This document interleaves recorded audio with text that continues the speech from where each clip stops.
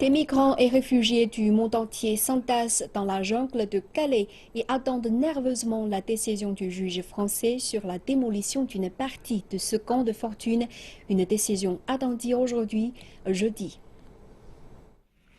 Les associations d'aide affirment que le futur de quelques 3400 personnes est en jeu, parmi lesquelles plusieurs centaines d'enfants non accompagnés. Ils sont originaires d'Afghanistan, d'Irak et de Syrie, et certains d'entre eux n'ont que 10 ans. Le centre du camp pour femmes et enfants offre nourriture, vêtements et activités. Les bénévoles expliquent que certains des enfants du camp, arrivés ici traumatisés et violents, ont recommencé à jouer comme des enfants normaux. Mais ils craignent que tout cela n'ait servi à rien s'ils sont expulsés.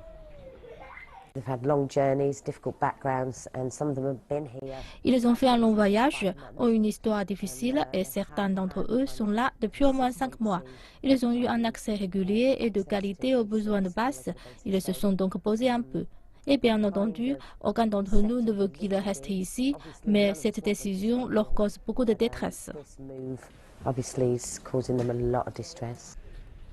L'équipe craint qu'ils n'aillent dans d'autres camps moins organisés et sans infrastructure et que les bénévoles ne soient pas en mesure de les suivre.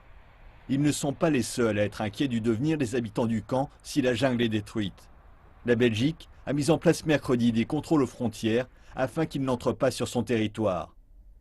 Les autorités françaises indiquent que l'insalubrité du camp et les incidents de violence qui s'y sont déroulés les ont poussés à accélérer leur projet de détruire une partie du camp et de reloger les réfugiés dans des conteneurs réaménagés.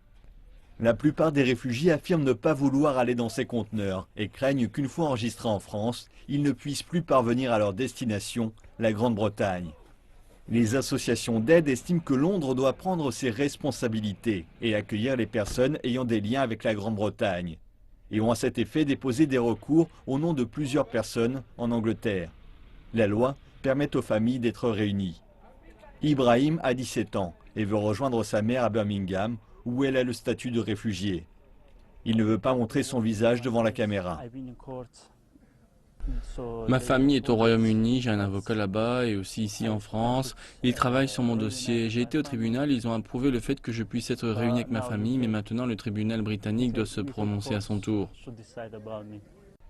Cela fait 3 mois qu'il attend et il ne sait pas encore combien de temps il va encore devoir le faire. Pourtant, il fait partie des chanceux ici.